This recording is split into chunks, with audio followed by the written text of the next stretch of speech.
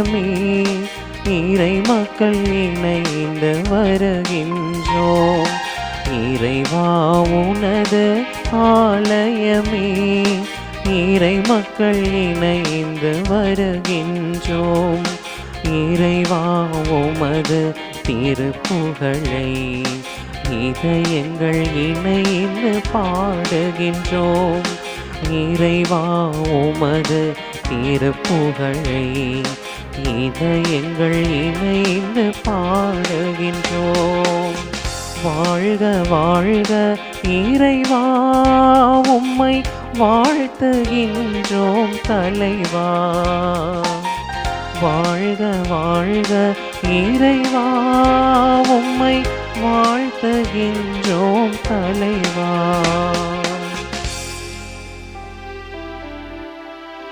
தந்தை மகன் தூயாவின் பெயராலே ஆமென். நம் ஆண்டவராகிய இயேசு கிறிஸ்துவின் அருளும் கடவுளின் அன்பும் தூயாவின் தோழமையும் உங்கள் அனைவரோடும் இருப்பதாக. உம் ஆன்மாவோடும் இருப்பதாக. கல்வாரி பலியில் இணைந்து இறைவன் ஆசிரியை பெறவும், இறைவன் நமக்கு செய்த எல்லா விதமான நன்மைகள் நினைத்து பார்த்து இறைவன் நம்மை தொடர்ந்து வழிநடத்தக்கூடியவராக, இறைவன் நம்மோடு என்றும் உடனிருந்து நம்மை வழிநடத்தக்கூடியவராக இருக்க வேண்டி இத்திருப்பலியிலே சிறப்பாக ஜெபிப்போம். இறைவன் மீது நம்பிக்கை கொண்ட நாம் ஒவ்வொருவரும் நம்முடைய இதயங்களை இறைவன் பால் திருப்பி நம்முடைய தேவைகளை, நம்முடைய எல்லா விதமான எதிர்பார்ப்புகளை இந்த திருப்பலியின் வழியாக ஒப்பு கொடுத்து ஜெபிப்போம். இறைவன் நம் எல்லோரையும் நிறைவாக ஆசிர்வதிக்க, இறைவனுடைய பிள்ளைகளாக நம் ஒவ்வொருவரையும் ஏற்றுக்கொள்ள, புனிதமான ஒரு வாழ்வை நாம் வாழ இத்திருப்பலியிலே சிறப்பாக ஜெபிப்போம்.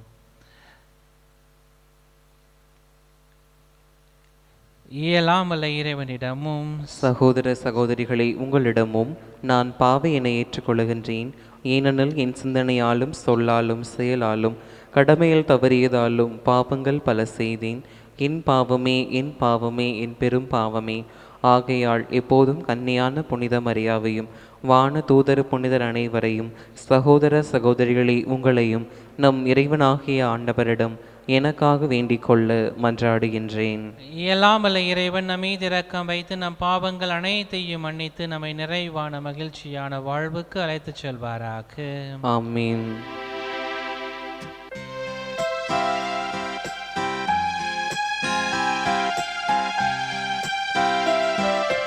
ஆண்டவரே இரக்கமாயிரும். ஆண்டவரே இரக்கமாயிரும். கிறிஸ்துவே இரக்கமாயிரும். கிறிஸ்துவே இரக்கமாயிரும். ஆண்டவரே இரக்கமாயிரும். ஆண்டவரே இரக்கமாயிரும். மன்றாடுவோமாக. என்றும் உள்ள தந்தையே, எங்கள் இதயங்களை உம்பால் திருப்பியருளும். ஆதலால் நாங்கள் என்றும் தேவையான ஒன்றை மட்டுமே நாடி பிறர் அன்பு செயல்களை ஆற்றி உம்முடைய வழிபாட்டுக்கு எங்களையே அர்ப்பணிப்பவர்களாக வாழ அருள் புரிவீராக. உம்மோடு தூயாவியானவரின் ஒன்றிப்பில் இறைவனாய் என்றென்றும் வாழ்ந்து ஆட்சி செய்கின்றவர் வழியாக உம்மை மன்றாடுகின்றோம்.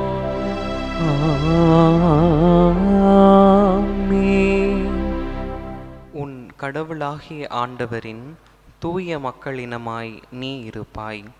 இணைச்சட்ட நூலிலிருந்து முதல் வாசகம். அதிகாரம் 26, இறை வார்த்தைகள் 16 தொடங்கி 19 முடிய.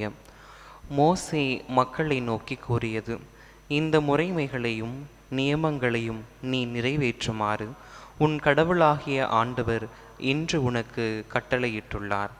உன் முழு இதயத்தோடும் முழு உள்ளத்தோடும் அவற்றை நிறைவேற்றுவதில் கருத்தாயிரு. ஆண்டவரை உன் கடவுளாய் ஏற்பதாகவும் உனக்கு கடவுளாக இருப்பவர் என்றும் அவருடைய வழிகளில் நடப்பதாகவும் அவருடைய நியமங்களையும் கட்டளைகளையும் முறைமைகளையும் கடைபிடிப்பதாகவும் அவர் குரலுக்கு செவி கொடுப்பதாகவும் இன்று நீ அவருக்கு வாக்களித்துள்ளாய். நீ அவருடைய கட்டளைகளை கடைபிடிப்பதில் கருத்தாயிரு. அவர் கூறியபடியே நீ அவருக்கு சொந்தமான மக்களினமாய் இருப்பாய் என்றும் அவர் உருவாக்கிய எல்லா மக்கள் இனங்களிலும் புகழிலும் பெயரிலும் மாட்சியிலும் உன்னையே உயர்த்துவார் என்றும் அதனால் உன் கடவுளாகிய ஆண்டவரின் தூய மக்களினமாய் நீ இருப்பாய் என்றும் ஆண்டவர் இன்று உனக்கு வாக்களித்துள்ளார். ஆண்டவரின் அருள்வாக்கு. இறைவனுக்கு நன்றி. பதிலுரை பாடல். திருப்பாடல் 119. பல்லவி. ஆண்டவரின் திருச்சட்டப்படி நடப்போர் பேறு பெற்றோர். ஆண்டவரின் திருச்சட்டப்படி நடப்போர் பேறு பெற்றோர். ஆண்டவரின் திருச்சட்டப்படி நடப்போர் பேறு பெற்றோர். மாசற்ற வழியில் நடப்போர் பேறு பெற்றோர். ஆண்டவர் திருச்சட்டப்படி நடப்போர் பேறு பெற்றோர். அவர் தந்த ஒழுங்குமுறைகளை கடைபிடிப்போர் பேறு பெற்றோர். முழு மனதோடு அவரை தேடுவோர் பேறு பெற்றோர். ஆண்டவரின் திருச்சட்டப்படி நடப்போர் பேறு பெற்றோர். ஆண்டவரின் திருச்சட்டப்படி நடப்போர் பேறு பெற்றோர். ஆண்டவரே, நீர் உம் நியமங்களை தந்தீர். அவற்றை நாங்கள் முழுமையாய் கடைபிடிக்க வேண்டும் என்றே உம்முடைய விதிமுறைகளை நான் கடைபிடிக்க என் நடத்தை உறுதியுள்ளதாயிருந்தால் எவ்வளவோ நலம். ஆண்டவரின் திருச்சட்டப்படி நடப்போர் பேறு பெற்றோர். ஆண்டவரின் திருச்சட்டப்படி நடப்போர் பேறு பெற்றோர்.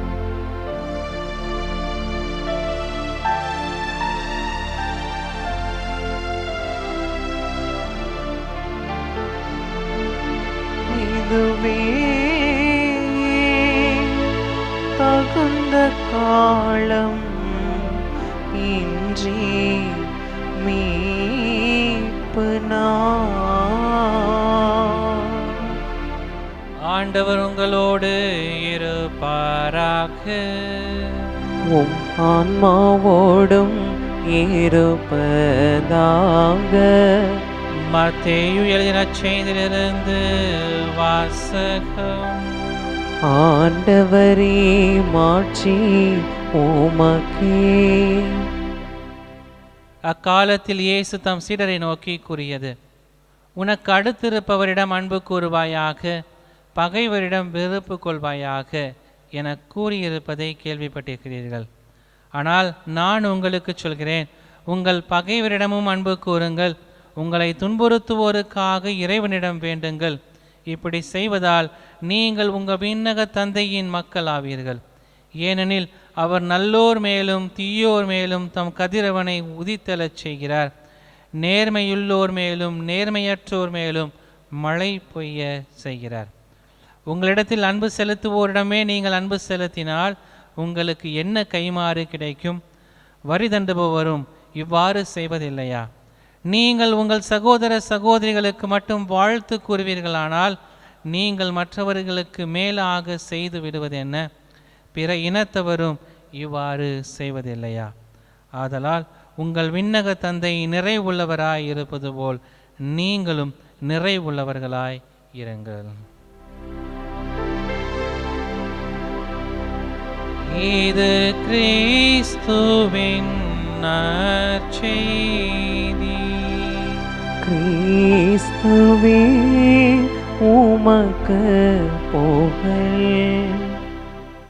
கிறிஸ்துவுக்குள் எனக்கு மிகவும் பிரியமான அன்பு சகோதர சகோதரிகளே, பகைவரை நேசிப்பது பற்றிய போதனையை இயேசு இந்த நற்செய்தியின் வழியாக நமக்கு சுட்டி காட்டுகிறார்.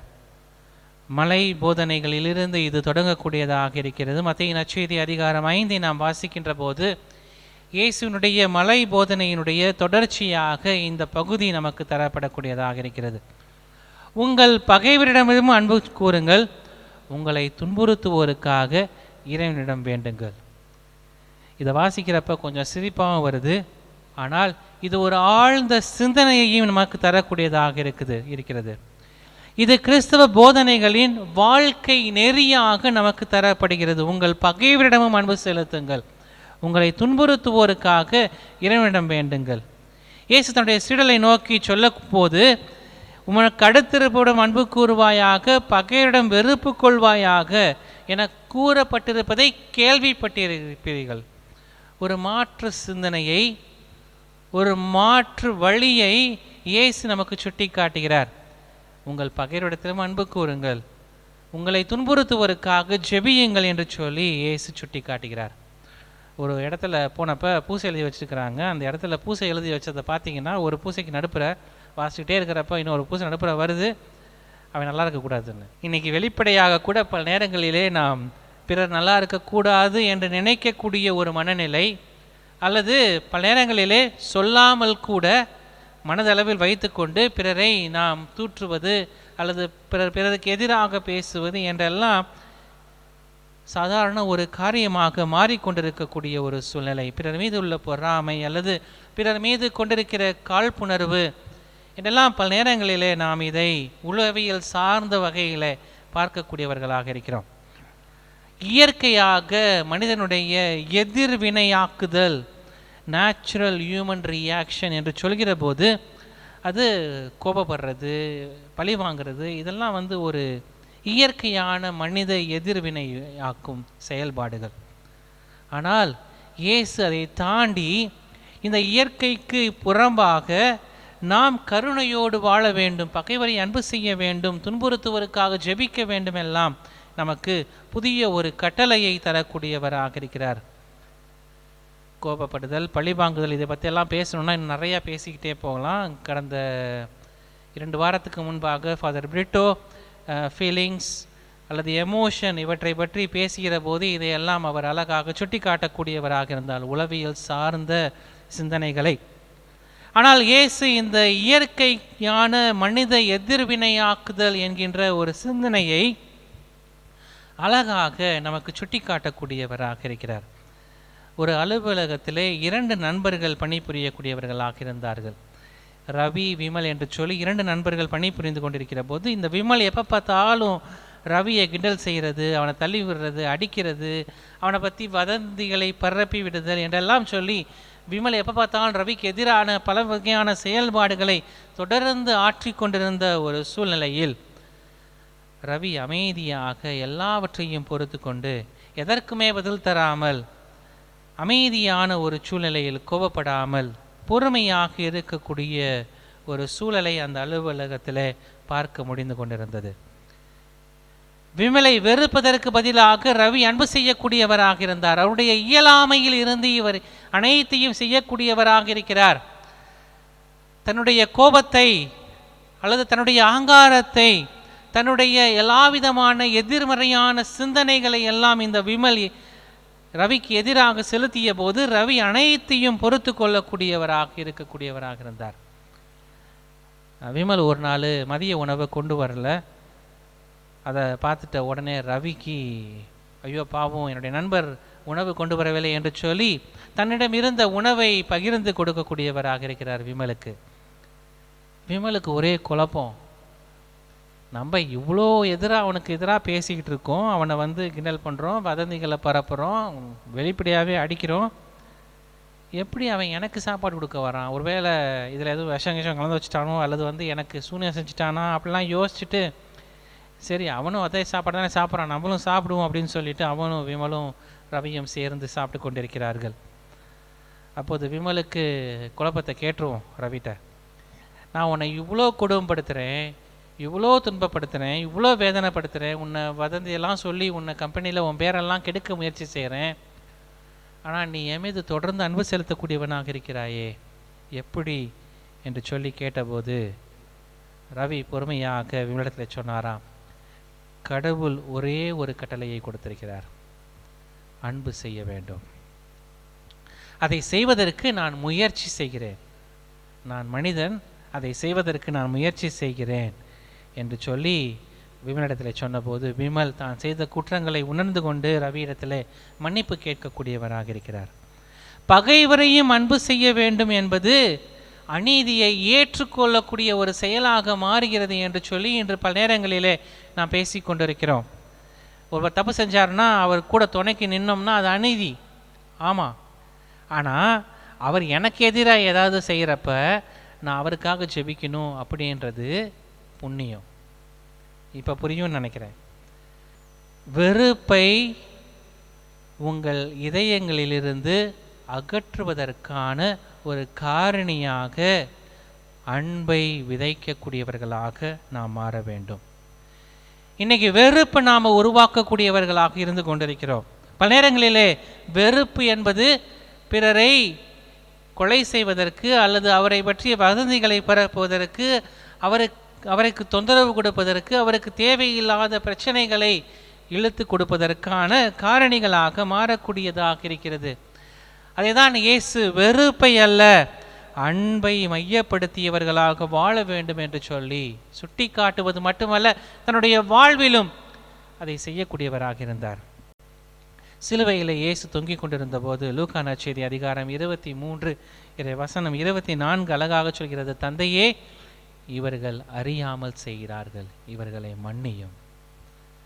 சிலுவை சாவுக்கு கூட்டிட்டு போனவங்களை இவரை கொல்லும், சிலுவையில் அறைந்து கொல்லும் என்று சொன்ன அந்த மக்களுக்காக மன்னித்து ஜெபிக்கக்கூடியவராக இருக்கிறார். இன்று நீ என்னுடைய வான் வீட்டிலே இருக்கக்கூடியவனாக இருப்பாய். இயேசு சொல்கிறார், பகைவரை அன்பு செய்வதற்கான சிறந்த எடுத்துக்காட்டாக தன்னை மாற்றிக்கொள்ளக்கூடியவராக இருக்கிறார். இயேசு வெறுப்பை விதைக்கவில்லை, அவங்கள சமம் இல்லை அல்லது அவங்கள திட்டலை, அவங்கள கோவப்படலை, வெறுப்பை விதைக்கவில்லை, மாறாக அன்பை விதைக்கக்கூடியவராக இருந்தார். இதை பார்த்துட்டு இருந்த புனித ஸ்தேவானும் அப்படிதான் செய்யக்கூடியவராக இருந்தார். திருத்தூதர் பணி அதிகாரம் 7 நாம் வாசிக்கின்றோம், முதல் மறைசாட்சியாக இருந்தவர் இயேசுவை பிரதிபலிக்கின்றார். ஆண்டவரே இவர்கள் செய்வது அறியாமல் செய்கிறார்கள், இவர்களை மன்னியும். கல்லால் எரிந்து கொண்டவர்களை பார்த்து, தன்னுக்கு எதிராக திட்டம் தீட்டியவர்களை பார்த்து புனித ஸ்தேவான் அழகாக சுட்டி காட்டக்கூடியவராக இருந்தார். பழைய ஏற்பாட்டில் கூட நாம் வாசிக்கின்றோம், தொடக்க நூல் அதிகாரம் 45 முதல் 50 வரை வாசிக்கின்ற போது யோசேப்புடைய நிகழ்வு. யோசேப்பு தன்னுடைய சகோதரரால் வெறுக்கப்படுகிறார், தன்னுடைய சகோதரரால் இவர் வேற்று நாட்டிற்கு விற்கப்படுகிற போதும் கூட யோசேப்பு தன்னுடைய சகோதரர் மீது வெறுப்பு கொள்ளவில்லை, மாறாக அவர்களை மன்னித்து ஏற்றுக்கொள்ளக்கூடியவராக இருக்கிறார். அவர்கள் தேவை என்று வருகிற போது அவர்களை அரவணைத்து ஏற்றுக்கொண்டு அவர்களுக்கு தேவையானதை கொடுக்கக்கூடியவர்களாக இருக்கிறார். இவர்கள் வெறுப்பை உருவாக்கவில்லை, மாறாக அன்பை விதைக்கக்கூடியவர்களாக நம்முன் நிற்கக்கூடியவர்களாக இருக்கிறார்கள். ஏன் பல புனிதர்களும் அப்படிப்பட்ட நிகழ்வுகளை நமக்கு சுட்டி காட்டியிருக்கிறார்கள். புனித மரிய கொரத்தி என்கின்ற புனிதையை பற்றி நீங்கள் கேள்விப்பட்டிருப்பீர்கள். சிறு வயதில் இருக்கிற போதே அவர் கொல்லப்படக்கூடியவராக இருந்தார், ஆனால் தன்னை கொன்றவனை அந்த இடத்திலேயே மன்னிக்கக்கூடியவராக இருந்தார். புனித மரிய கொரட்டினுடைய புனித பட்டத்தில் கூட அந்த கொன்றவன் சிறை தண்டனை முடிந்த பிறகு அந்த புனித பட்டத்திலே கலந்து கொண்டதாக வரலாற்று நிகழ்வுகள் உண்டு. அது மட்டுமல்ல, அவன் இறந்த பிறகு விண்ணகத்திலே என்னோடு இருப்பான் என்று சொல்லி விரும்பியவளாக மாறினார். புனித குழந்தை தெரசால் தன்னை துன்பப்படுத்தியவர்களுக்காக, தன்னை பல்வேறு விதமான துன்பங்களுக்கு ஆளாக்கியவர்களுக்காக கருணை காட்டக்கூடியவராக இருக்கிறார். தன்னுடைய சிறிய வழியின் வழியாக இன்று நம்மோடு வாழ்ந்த புனிதராக மாற்றப்பட்ட புனித 2ஆம் ஜான் பால் திருத்தந்தையாக இருந்தவர் நம்முடைய காலகட்டத்திலே தன்னை சுட்டு கொன்றவனை, தன்னை சுட்டவனை சென்று சிறையில் சந்தித்து அவனை மன்னித்து அவரை ஏற்றுக்கொள்ளக்கூடியவராக இருக்கிறார். வெறுப்பை விதைக்கவில்லை, அன்பை விதைக்கக்கூடிய மனிதர்களாக இவர்கள் நம்முன் நிற்கக்கூடியவர்களாக இருக்கிறார்கள். 1 யோவான் அதிகாரம் 4 வசனங்கள் 20 நமக்கு அழகாக சொல்கிறது. கடவுளின் அன்பை செலுத்துவதாக சொல்லிக்கொண்டு, கடவுளிடத்திலே நாம் அன்பை செலுத்துவதாக சொல்லிக்கொண்டு தம் சகோதர சகோதரிகளை வெறுப்போர் பொய்யர், தம் கண்முன்னே உள்ள சகோதர சகோதரிகளை அன்பு செய்யாதோர் கண்ணுக்கு புலப்படாத கடவுளிடம் அன்பு செலுத்த முடியுமா? கடவுளை அன்பு செலுத்துவதாக நாம் சொல்லிக் கொள்கிறோம் என்றால், பிறரை அன்பு செய்யவில்லை என்றால் நாம் பொய்யர்களாக மாறுகிறோம். இதை பின்பற்றுவது மிகவும் கடினமான ஒரு காரியம். எப்படி ஃபாதர் பகைவரை அன்பு செய்வது? எனக்கு எதிராக செயல்படக்கூடிய மனிதர்களை எப்படி அன்பு செய்வது? என்னால் எல்லா மனிதர்களையும் ஒரே போல் அன்பு செய்ய முடியாதே, எளிதில் நேசிக்க முடியாதே, எல்லா மனிதர்களும் எனக்கு நல்லவர்களாக இல்லையே. அதற்கான பதிலையும் இன்றைய நற்செய்தி நமக்கு தரக்கூடியதாக இருக்கிறது. மத்தேயு நற்செய்தி அதிகாரம் 5 வசனங்கள் 46. உங்களிடம் அன்பு செலுத்துவோரிடமே நீங்கள் அன்பு செலுத்தினால் உங்களுக்கு என்ன கைமாறு கிடைக்கும்? வரி தண்டுவோரும் இவ்வாறு செய்வதில்லையா? எல்லா மனிதர்களையும் நம்மால் அன்பு செய்ய முடியாது. ஆனால் நம்மை அன்பு செய்பவர்கள் மட்டும்தான் நாம் அன்பு செய்ய வேண்டும் என்றால் இயேசு இப்படிப்பட்ட ஒரு கேள்வியும் கேட்கிறார். கடவுள் எல்லோர் மீதும் கதிரவனை உதிக்கச் செய்கிறார், நல்லோர் மீதும் தீயோர் மீதும் மழை பொய்ய செய்கிறார். அப்படிப்பட்ட அந்த கடவுளை முன்மாதிரியாக கொண்டு எல்லோரையும் எல்லாரையும் ஒரே மாதிரி அன்பு செய்ய முடியாது. உளவியல் சார்ந்த சிந்தனைகள் சொல்கிற போது எல்லாரையும் ஒரே மாதிரி அன்பு செய்ய முடியாது. ஆனால் கிரேட் இருக்குது. எங்கள் அம்மா அப்பாவை அன்பு செய்கிற மாதிரி என் கூட வேலை செய்கிறவங்களை அன்பு செய்ய முடியாது. ஆனால் அன்பு செய்யலாம், வெறுக்க தேவையில்லை. என்னுடைய பகைவரை அன்பு செய்ய முடியாது, என்னோட வேலை செய்கிறவங்கள மாறி என்னுடைய பகைவரை அன்பு செய்ய முடியாது. ஆனால் நான் அன்பு செய்யலாம். இயேசு அதை தான் நமக்கு சுட்டி சாட்டுகிறார். புனித அகஸ்தீனர் அழகாக சுட்டி சொல்கிறார், நம்மை நேசிப்பவர்களை நேசிப்பது சாதாரண மனித செயல். நம்ம நேசிக்கிறவங்களை நேசிக்கிறது ஒரு சாதாரண மனித செயல். நம்மை நேசிக்காதவர்களை நாம் நேசிப்பது கிறிஸ்தவ வாழ்வின் வெளிப்பாடு. நம்ம நேசிக்காதவங்களை நேசிப்பது தான் கிறிஸ்தவ வாழ்வினுடைய வெளிப்பாடு. அதையும் தாண்டி இன்னொரு சிந்தனையை புனித அகஸ்தீனர் சொல்கிறார், எதிரிகளை நேசிப்பது கடவுளை போல் நம்மை மாற்றுகிறது. எதிரிகளை நேசிப்பது கடவுளை போல் நம்மை மாற்றுகிறது. திரும்ப எதிர்பார்க்கும் அன்பு சுயநல அன்பு. என்ன நான் ஒருத்தன் அன்பு செய்கிறேன், என்ன அவர் அன்பு செய்யணும் அப்படின்னு எதிர்பார்க்கறது சுயநல அன்பு.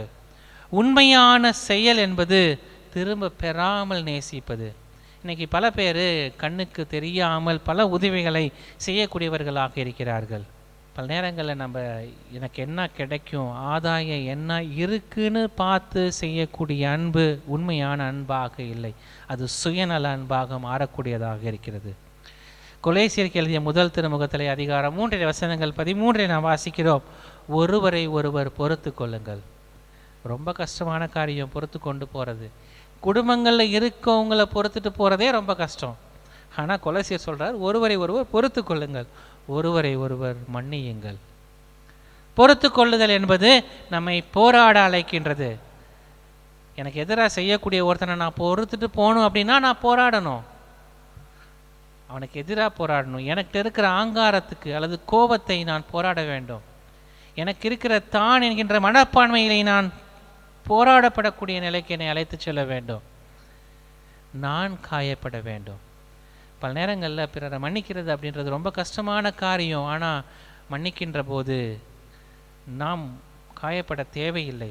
அவர்களை மனதார மன்னிக்கக்கூடிய நிலைக்கு நாம் உயர்த்தப்படக்கூடியவர்களாக இருக்கிறோம். இதற்கெல்லாம் ஆணி வேறாக இருக்கிறது தான் அன்பு. அன்பை தேர்ந்தெடுங்கள், பொறுத்து கொள்வதற்கு அன்பை தேர்ந்தெடுங்கள். புனித சிலுவை யோவான் அழகாக சொல்கிறார், அன்பு இல்லாத இடத்தில் அன்பை வை, அப்போது நீ அன்பை வெளிக்கொணர்வாய் என்கிறாய். Where there is no love, put love, you will draw out love.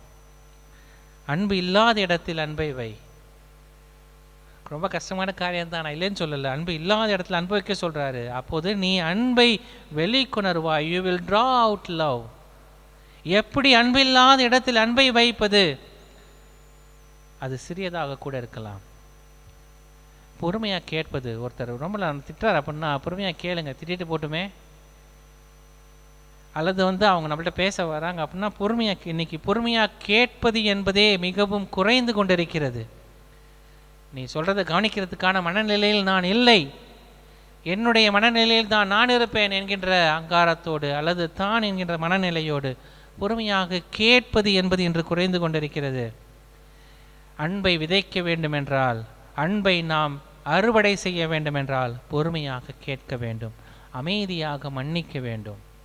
மன்னிப்பது, மேன்மையாக பேசுறது. இன்றைக்கி எப்போ பார்த்தாலும் சத்தம் போட்டு தான் பேசணும்னு இருக்குது. இன்றைக்கி சத்தம் போட்டு பேசினா தான் அவன் அடங்கி போவான் அப்படின்னு நம்ம சத்தம் போட்டு பேச முயற்சி செய்கிறோம் பல இடங்களில். மேன்மையாக பேசுவதல், கெட்ட வார்த்தை பேசாமல் நல்ல வார்த்தைகளை பேசுதல். இன்றைக்கி பேச 2-3 பேர் சேர்ந்து சண்டை போட்டாங்கனாலே அங்கே ஏகப்பட்ட கெட்ட வார்த்தை. ஏன் மேன்மையாக பேசினா என்ன தப்பு? Where there is no love, put love.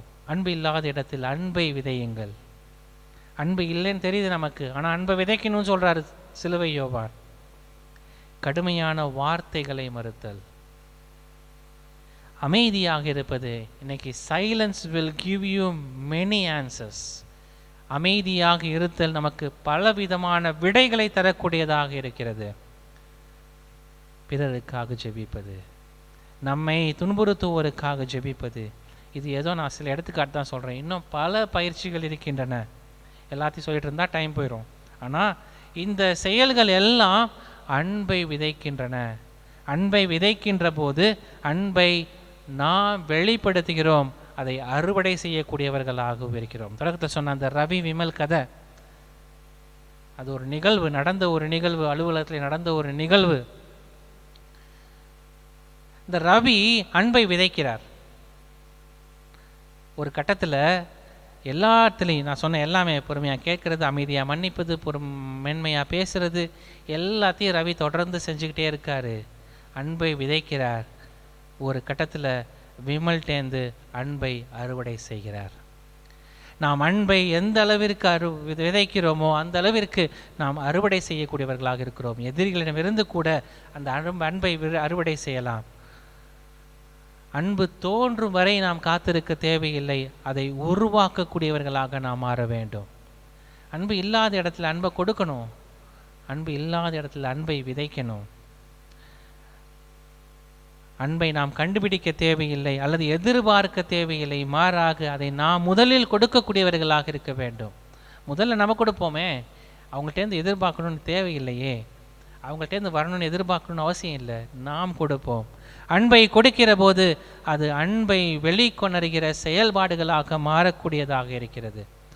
அன்பை வெளிப்படுத்தக்கூடிய காரியங்களை நாம் வெளிப்படுத்தக்கூடியவர்களாக மாறுகிறோம். ரோமையருக்கு எழுதிய திருமுகம் அதிகாரம் 13 வசனங்கள் 10 நாம் வாசிக்கிறோம், அன்பு அடுத்திருப்பவருக்கு தீங்கு இழைக்காது, ஆகவே அன்பை திருச்சட்டத்தினுடைய நிறைவாக மாறுகிறது. அன்பு அடுத்திருப்பது எப்போதுமே தீங்கு செய்யாத ஒரு காரியங்களாக மாறக்கூடியதாக இருக்கிறது. உண்மையாக நாம் நேசிக்கின்ற போது ஒருவரை அழிப்பதற்காக பொய் சொல்ல மாட்டோம், அல்லது அவருக்கு எதிராக பேச மாட்டோம், அவரை ஏமாற்ற மாட்டோம், அவரை காயப்படுத்த மாட்டோம், அவருக்கு மதிப்பு கொடுக்கக்கூடியவர்களாக இருக்கிறோம். பிறருக்கு எப்போதுமே நன்மையை நினைக்கக்கூடியவர்களாக இருக்கிறோம். இதையெல்லாம் நம்ம செய்யணும் அப்படின்னா அன்பை நாம் விதைக்கக்கூடியவர்களாக மாற வேண்டும். அன்பு அடுத்திருப்பவர்களுக்கு எப்போதுமே தீங்கு இழைக்காது, அன்பே திருச்சட்டத்தினுடைய நிறைவாக மாறக்கூடியதாக இருக்கிறது. அன்பு நம்மை வழிநடத்துகிறது வழியாக நாம் இறைவனோடு இணையக்கூடியவர்களாக இருக்கிறோம். பல நேரங்களில் அன்பை செலுத்தக்கூட பல நேரங்கள் நம்ம பயப்படுறோம். அன்பை செலுத்துவதற்கு ஒருபோதும் பயப்படாதீர்கள். அன்பு நமக்கு பல மடங்காக திரும்பி கிடைக்கக்கூடியதாக இருக்கும். புனித அகஸ்தினார் அழகாக சொல்கிறார், அன்பு உண்மையானதாக இருந்தால் அது உங்களை எவருக்கும் எதிராக பாவம் செய்ய வழி நடத்தாது. அன்பு உண்மையானதாக இருந்தால் அது உங்களை எவருக்கும் பாவம் செய்ய வழி நடத்தாது. உண்மையான அன்பை நாம் வெளிப்படுத்துகிற போது இறைவனின் சாயலை வெளிப்படுத்தக்கூடியவர்களாக நாம் மாறுகிறோம். அதை தான் இன்றைய வாசகங்கள் நமக்கு சுட்டி காட்டக்கூடியதாக இருக்கிறது. பிறரிடத்திலே நாம் அன்பு செலுத்தக்கூடியவர்களாக இருக்க வேண்டும் என்பதை தாண்டி எல்லோரையும் அன்பு செய்ய வேண்டும். எல்லோரையும் அன்பு செய்வதை தாண்டி பகைவரையும் அன்பு செய்ய வேண்டும். நாம் அன்பு செய்கிற போது, நாம் அன்பை நாம் முதலில் கொடுக்கின்ற போது ஒருவருக்கும் நாம் தீங்கு செய்ய மாட்டோம். அந்த அன்பை இல்லாத இடத்தில் அன்பை விதைக்கின்ற போது அன்பை நாம் அறுவடை செய்யக்கூடியவர்களாக மாறுகிறோம். இறைவனின் சாயலை வெளிப்படுத்தக்கூடிய மனிதர்களாக நம்மை நாமே உருமாற்றிக் கொள்கிறோம் என்கின்ற சிந்தனைகளோடு இந்த வழிபாட்டிலே பக்தியோடு பங்கெடுப்போம். ஆமென்.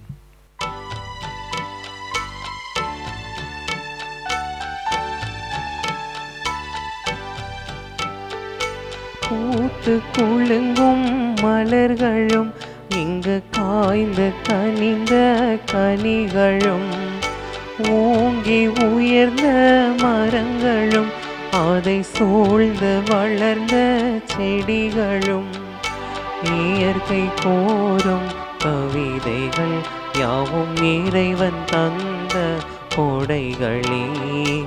இயற்கை கோரும் கவிதைகள் யாவும் இறைவன் தந்த கொடைகளே. நினைத்தேன் நான் தர அனைத்தும் உந்தன் காணிக்கை. என் இதயம் பாடும் இனிய பாடல் இறைவா உமக்காக. ஈகத்தில் காணும் படைப்பையாவும் இறைவா எனக்காக. சகோதர சகோதரிகளே, நாம் அனைவரும் ஒப்புக் கொடுக்கக்கூடிய இந்த கல்வாரி பலி எல்லாம் வல்ல தந்தையாக இறைவனுக்கு ஏற்றதாகும்படி ஜெபியுங்கள். ஆண்டவர் தமது பெயரின் புகழ்ச்சிக்காகவும் மாட்சிக்காகவும் நமது நன்மைக்காகவும் புனித திரு அவை அனைத்தின் நலனுக்காகவும் உமது கையிலிருந்து இப்பலியை ஏற்றுக்கொள்வாராக. ஆண்டவரே, இப்புனிதமான நன்மறை நிகழ்வுகளை எங்களை புதுப்பிக்க உம்மை வேண்டுகின்றோம். இவை உமது கொடைக்கு எங்களை தகுதி உள்ளவர்களாக மாற்றுவனவாக. எங்கள் ஆண்டவராகிய இயேசு கிறிஸ்து வழியாக உம்மை மன்றாடுகின்றோம்.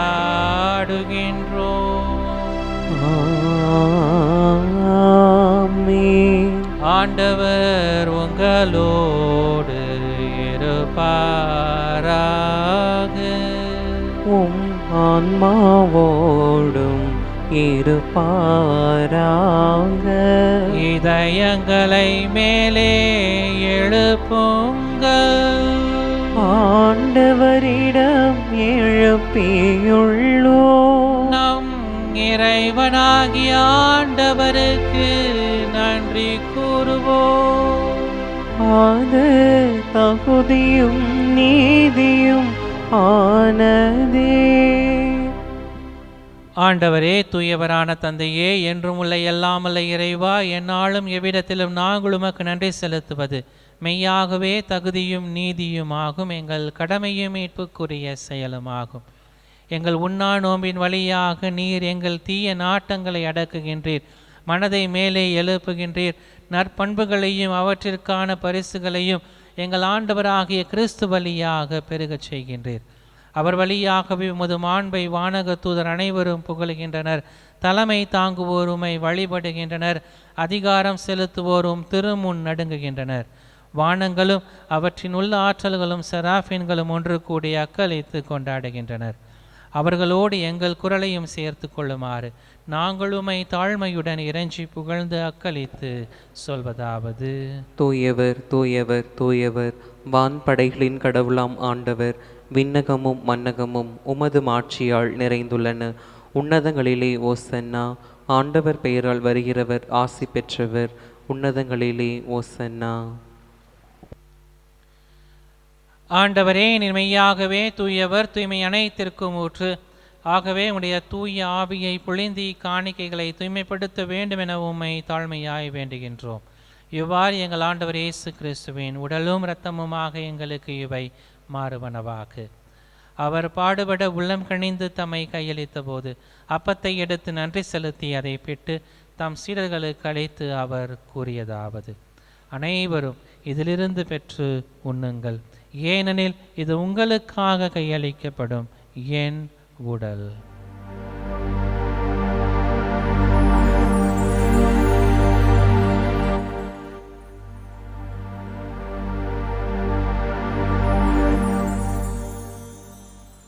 அவ்வண்ணமே இரவு விருந்து இறந்திய பின் கிண்ணத்தையும் எடுத்து மீண்டும் உமக்கு நன்றி கூறி தம் சீடர்களுக்கு அளித்து அவர் கூறியதாவது: அனைவரும் இதிலிருந்து பெற்று பருகுங்கள், ஏனெனில் இது புதிய நிலையான உடன்படிக்கைக்குரிய என் இரத்தத்தின் கிண்ணம். இது பாவ மன்னிப்புக்கென்று உங்களுக்காகவும் பலருக்காகவும் சிந்தப்படும். இதை என் நினைவாக செய்யுங்கள்.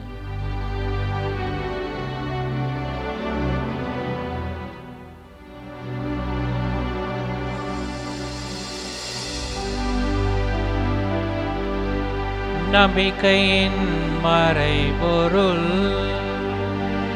ஆண்டவரே, நீர் வருமளவும் உமது இறப்பினை அறிக்கையிடுகின்றோம், உமது உயிர்ப்பினையும் எடுத்துரைக்கின்றோம். ஆகவே ஆண்டவரே, நாங்கள் கிறிஸ்துவின் இறப்பினையும் உயிர்ப்பினையும் நினைவு கூர்ந்து வாழ்வுதரும் அப்பத்தையும் மீட்பளிக்கும் கிண்ணத்தையும் உமக்கு ஒப்புக் கொடுக்கின்றோம். உம் திருமுன் நின்று ஊழியம் புரிய தகுந்தவர்கள் என எங்களை ஏற்றுக்கொண்டீர். எனவே உமக்கு நன்றி செலுத்துகின்றோம். மேலும் கிறிஸ்துவின் உடலிலும் இரத்தத்திலும் பங்கு கொள்ளும் எங்களை தூய ஆவியார் ஒன்று சேர்க்க வேண்டும் என உம்மை தாழ்மையுடன் மன்றாடுகின்றோம். இறைவா, உலகெங்கும் பரவியிருக்கும் அது திரு அவையை சிறப்பாக எங்களுடைய திருத்தந்தை லியோ, எங்கள் ஆயர் ஆரோக்கியராஜ், ஏனைய ஆயர்கள், திருப்பணியாளர்கள், துறவியர், பொதுநிலையினர், உமக்கு சொந்தமான மக்கள் ஆகிய அனைவரையும் அன்பிலும் விசுவாசத்திலும் உறுதி பெறச் செய்திருளும்.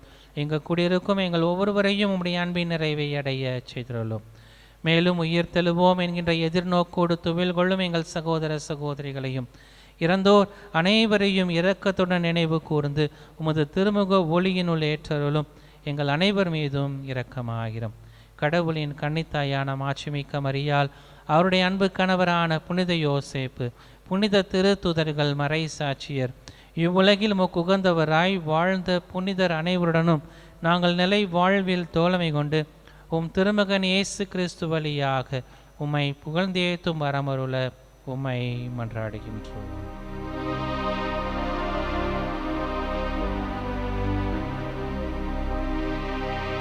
இவர் வழியாக இவரோடு இவரே எல்லாம் வல்ல இறைவனாகிய தந்தையே, தூய ஆவியாரின் ஒன்றைப்பில் எல்லா புகழும் மாட்சியும் என்றென்றும் உமக்கு உரியதே.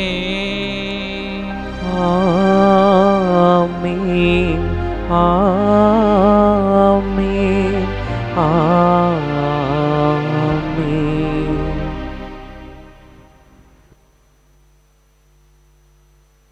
மீட்பரின் கட்டளையால் கற்பிக்கப்பட்டு இறை படிப்பினையால் பயிற்சி பெற்ற நாம் அனைவரும் துணிந்து சொல்லி ஜெபிப்போம். விண்ணுலகில் இருக்கின்ற எங்கள் தந்தையே, உமது பெயர் தூயது என போற்ற பெறுக. உமது ஆட்சி வருக. உமது திருவுளம் விண்ணுலகில் நிறைவேறுவது போல மண்ணுலகிலும் நிறைவேறுக. எங்கள் அன்றாட உணவை இன்று எங்களுக்கு தாரும். எங்களுக்கு எதிராக குற்றம் செய்வோரே நாங்கள் மன்னிப்பது போல எங்கள் குற்றங்களை மன்னியும். எங்களை சோதனைக்கு உட்படுத்தாதையும் தீமையிலிருந்து எங்களை விடுவித்தருளும். ஆண்டவரே, தீமைகள் அனைத்திலுமிருந்தும் எங்களை விடுவித்து எங்கள் வாழ்நாளில் அமைதியை கனிவுடன் அருள உம்மை மன்றாடுகின்றோம்.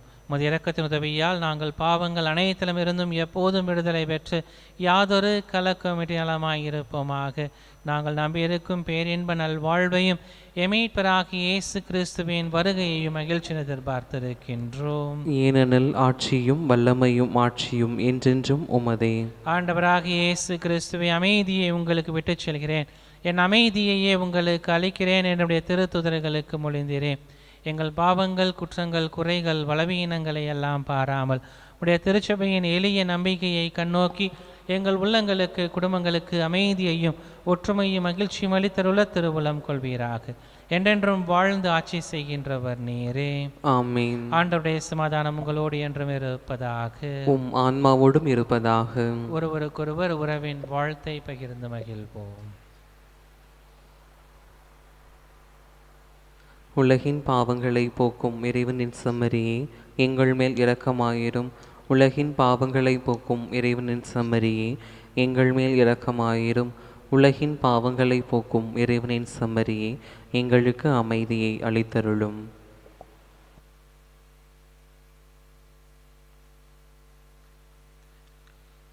இதோ இறைவனின் செம்மறி, இவரே உலகின் பாவங்களை போக்குகிறவர். இந்த செம்மறியின் திருவிருந்துக்கு அழைக்க பெற்ற நாம் அனைவரும் பெறு பெற்றோர். ஆண்டவரே, நீர் நிலத்தில் எழுந்தருள நான் தகுதியற்றவன். ஆனால் ஒரு வார்த்தை மட்டும் சொல்லியருளும், எனது ஆன்மா நலமடையும். ஆசை திருவிருந்துக்கான மன்றாட்டு.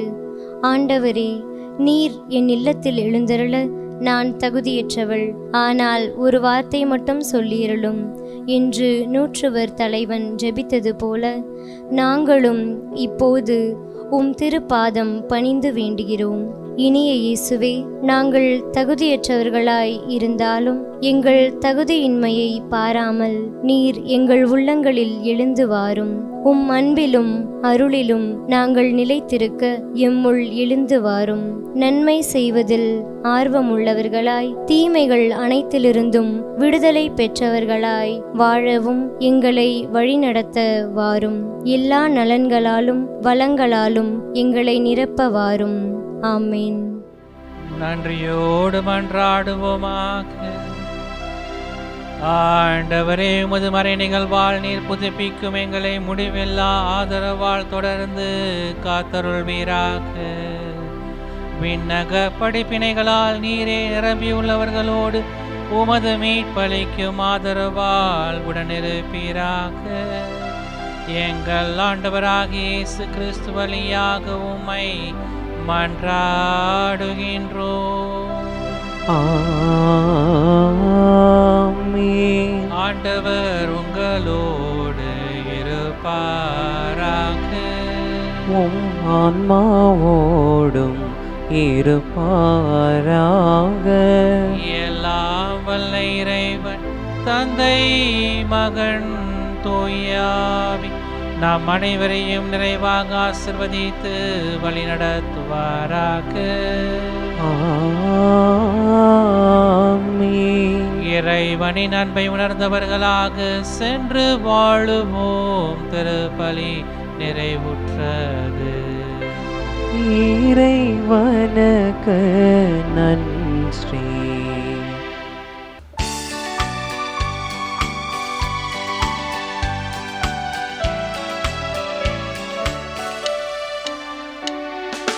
தாயிருக்க அவள் தயவிருக்க தாழ்வதில்லை, நாம் வீழ்வதில்லை.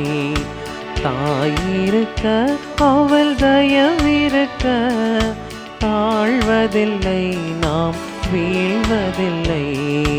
மரியே உலகின் தாய், அவள் போல் மாறா அந்த தாய் உண்டோ?